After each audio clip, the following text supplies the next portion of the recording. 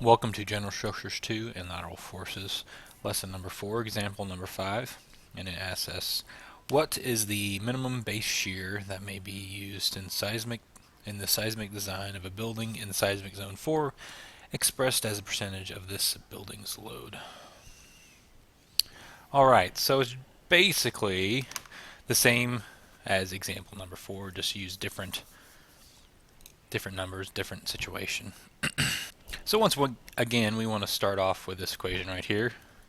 Your shear equals Z I C over RW. Remember, this is the UBC way of doing things. UBC, which is older. We will be doing the IBC, and I'll do some videos over that. And then that's going to be multiplied by your load. So let's go over what these are again. The I is what I would call an importance factor. The Z, I would just call it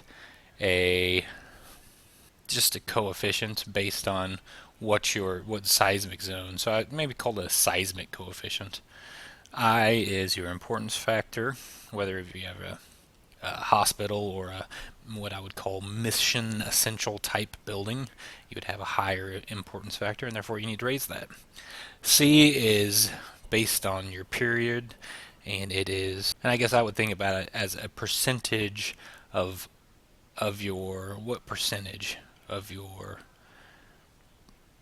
I don't want to say dead load because that's kind of what the entire thing is, but in a way it's what percentage of your gravity it goes into that. And then your RW is based on what type of system you have. So let's go ahead and get started, and we will start with Z. Let's go ahead and read again what we have. It says, what is the minimum base shear that may be used in the seismic design? So we know it's zone 4. Let's write down our knowns. Zone 4, not zone A. Zone 4, and that's all we know. It says minimum base shear that may be used in the seismic design of a building in seismic zone 4. All right. And similarly, I never like using that word. But anyways, similarly as we did in example number 4, to figure out what your Z factor is, you have to go to a table, and that table is located on page 82, which is of course table 16-1 or 16-I, I don't know what it is, but it says yours is seismic zone vector Z. And they already let us know that we are in zone 4, so we could be in, where's the zone 4? California. We could be in the west coast of California. You could be around the Carson City area, right on the border, and that's about it. Looks like there's a place in Idaho, Montana, Wyoming, and then up in Alaska around the south coast there's some 4s. But other than that, that is all. So there's your zone 4. And if you go look up in that table, your zone 4Z is 0.4. Alright, easy enough. Your I. Once again, it doesn't give us any information on what type of building this is. Let me double check. No, it does not. So we're going to assume a 1.0. You can go to the table on page 84, which is table 16-K, which is of course reproduced from the UBC.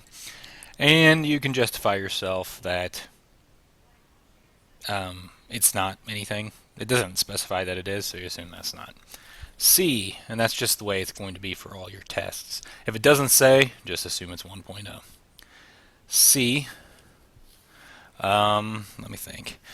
Remember how they said, if you did go read through this, they gave you a max value for C, which is that is what we used on the previous example. So I'm going to do this. 2.75 is your max, and it also said that the minimum that you'll use is 0.75 is for min.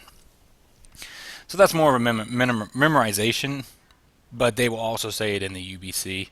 They'll give you these different types of criteria saying, hey, use this or use that if you're not sure. So we'll move on. And then RW, remember, it's also taken from a table. And you'll find out a lot of these loads are just taken from a table. That's not the most complicated thing in the world. It's more just tedious of, okay, I have this, which it's a coefficient, meaning it doesn't, you can't find that somewhere with using your head. You have to actually go to a chart, or a table, and you go to that table and you do it, and then you possibly go to another table, and so on and so forth. But once again, we go to another table. So RW. The table we want to go to is reproduced on page 90. It's table 16-N. And what do we have?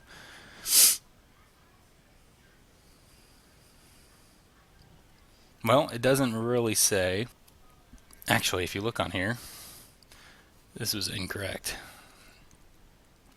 I'll get rid of this. It was actually that your min value for, what is it, C over RW equals 0.075.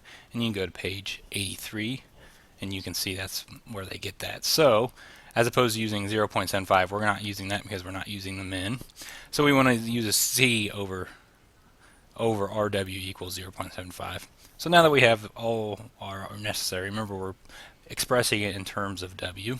So let's go ahead and solve. Z, which is, we'll put V, which is shear, equals 0.4. Your I is 1.0.